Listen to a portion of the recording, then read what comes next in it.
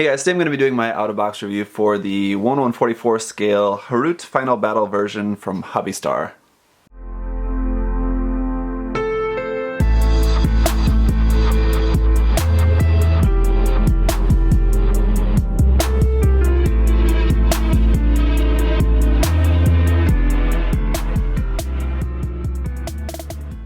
So let me just start off the review by answering what I'm sure will be a few of the most commonly asked questions in the comments down below. First of all, where did I buy this? I bought this from Samuel Decal on Facebook. You can send him an email to order one if you want. That's where I got mine. There, I'm sure, are other sources, but I don't know. Second thing is, does this have just the regular legs? If you don't want to use those big, huge things for its legs, can you just use the regular legs? No, it does not include them. And just in case you didn't watch the unboxing video, you may be wondering, does this transform? And yes, it does transform, as I showed in the instruction manual in the unboxing video. But I am not going to be showing the transformation in this review video. And with that, I just want to say that this review video is going to be a little bit different. It's not going to be as kind of in-depth as I usually do review videos. And so I'm just going to give you guys some basic overview of kind of what comes in the kit and just kind of my general thoughts about it. Just keep in mind that it does transform. If you want to know what it looks like in its transformed state, I'm sure you can find images of that online. I'm sure Samuel probably has images on his Facebook page in the album for this kit. There's probably some promo images there as well. So yeah, let me just give you some general thoughts about the kit. Overall, I mean, it's a pretty standard third-party kit. The quality is, of course, not going to be as good as Bandai's. In terms of like fitting issues, everything fits together pretty fine. I think really the only fitting issues that I had is maybe some parts on the head. In the head, of course, just because that's an area where you have a lot of really small parts coming together, and that's where the fitting issues are really going to stand out if just those really small parts don't fit together really nicely. And so the head, it's a little bit hard to get that to go together perfectly, so you've got some gaps between the parts there. But otherwise, everything else is pretty much fine. In terms of like seam lines, this isn't technically an HG because it's not a Bandai kit, but it's sort of essentially the same thing as an HG kit. So yeah, it's got some seam lines here and there, but overall it's really not too bad. Actually, the part separation is relatively good, and I think as far as like seam line removal goes, it's going to be relatively minimal. There are a lot of stickers on here, and as I said in the unboxing, I didn't think those foil stickers were going to be any good. And a lot of like the silver ones, like they're like a little bit miscolored, which is kind of weird. But as you can see, I've put a lot of the stickers on here. So all these little silver bits you're seeing around in here, and like the little gray bits here on the body, those are all some of those foil stickers. They actually work pretty well if you want to use them. Like ultimately, once I paint the kit, I wouldn't use them, but if you aren't planning on painting the kit, those stickers do seem to actually work relatively well. And like the little silver and gray bits do work to break up some of the really large spaces there. So you have like these really large black pieces and really large orange pieces like that. So they work well to break those up, again, if you're not going to be painting. And then just, of course, like the plastic quality is a little bit softer. It's definitely not as nice as Bandai plastic quality, and especially when you have like these parts here on the legs where you have like them coming to a point here, like the point at the bottom. For a lot of those parts, they had like the nub like right on the point, right on the edge of there. So when you're cutting that off, it's really thin plastic where that edge of the part comes to a point. So when you're cutting off the nub, you have to be super careful that otherwise you're going to damage the edge of that part. Then you have to end up like filing it back, and you won't have such a nice sharp edge on there. So just be a little bit wary of that. Otherwise, I mean, the plastic quality in general on some of the like larger flat areas, you're probably going to be in for some sanding. Just the kit in general is going to take more sanding than what a typical Bandai kit would involve, just because of this kit having a little bit more in terms of flash and then like mold lines and things like that. So again, that's all pretty standard for a third-party kit. It's not really too big of a deal. One other place I did also have a little bit of a fitting issue I'll point out when I talk about the weapons and accessories and stuff. So yeah, this kit is very tall, as you can see, and it does come with this base. This is included with the kit, and you actually get some other different like base parts and stuff as well that you can use. This is just kind of like the standard base you're supposed to use for the kit, and then there's like some other pieces. You can change the angle of it and everything as well. Just in terms of like the stability of it though, the legs are super heavy, as you could imagine, and so they tend to fall out a bit. So let me show you what I mean here. I think this was not a very smart design in that the legs just attach via a peg there. So the whole leg is just attached up onto that peg. And once this is painted, I think you usually would not want to paint on a peg because it would make too much resistance. But in this one, I would definitely recommend throwing some paint or some glue or something on that peg.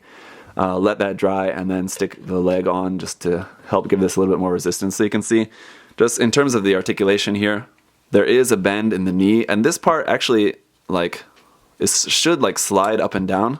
Sorry, not that part, but this whole section here, but it's actually blocked by this one, so it's kind of strange. This part does open up here, and you're meant to like be able to store some of the GN's like scissor bits, I think they're called, in here. That closes like that, works well enough.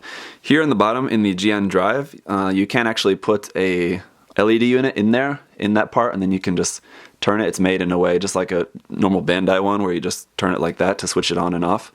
It doesn't include, at least from Samuel, it didn't include any LED units. I'm not sure if maybe other sellers are including that, but it does have that. So you can see there's some pretty nice detail around here inside this part, some nice detail there, and just all sorts of panel lines and stuff like that around on here. So in terms of just the details, it's all pretty good. So then I'll just talk a little bit more about the upper body articulation. The waist doesn't really have too much movement. You have like a kind of movement there at like the top of the waist, but not really all that much. The head can go up and down. The shoulders are attached in a kind of an odd way, but I think that's maybe usual for the 00 kits. The bend of the elbow, you get more than 90 degrees there, but not a whole lot. You have this little flap there on the back that moves. The wrist is on a ball joint, but then you have some bend like in the forearm there as well. So that's pretty nice. And then here on the back, these giant binders here, these can rotate and move in and out like that. Again, it does transform, so those are made to move plenty well. And then you have this part here. One other small complaint that I do want to make about this, and I think I mentioned this maybe in the unboxing as well, is that clear plastic is not very good. Here you can see on this part, which is like the cockpit cover, there's a red piece in there, and then just a plain clear piece that goes over the top of that for the canopy of that. The clear piece I think could be a little bit more clear, and I'm not sure if maybe dipping that in some pledge or something would maybe help with that a little. I don't know, possibly. And then the clear green, which is going to be kind of hard to see there, that actually has some like a foil sticker under it, so it looks okay. But that would be much, if this was a Bandai kit, I think that would be much brighter, because I've just found in third-party kits their clear green is just never really very good. So in terms of just options and accessories and stuff you get with the kit, I've got this head on here, which is this head with like the 6 eyes. I think that's a much more interesting one, but you do get the parts to make the other head, but you can only make one at a time for like the parts for like the back of the head. And here you can see some of that fitting issue I was talking about with like the gap there on the top of the head. You can only make one head at a time, but here's the other parts if you wanted to make just the standard head. So it does have this like clear purple piece there for the visor of that. So it's pretty cool looking if you did want to make that one instead. As far as the hand options, you saw on the kit there I've got the closed fists, but it does also come with a set of open hands, which are just like this. Some pretty nice shaped open hands, so those look good. And then we do also have a set of holding hands as well. And these are basically to hold the rifles. So here are these GN scissor rifles. I think they're called something like that. Or just scissor or something, what is it? GN sword rifle, okay, had to reference the manual there. So these are just when they're closed up like this, you have this clear green piece on the end. The clear green on the rifle I think doesn't look too bad. It's the same clear green, but it just looks okay on this part. So these are can actually attach on here to the side.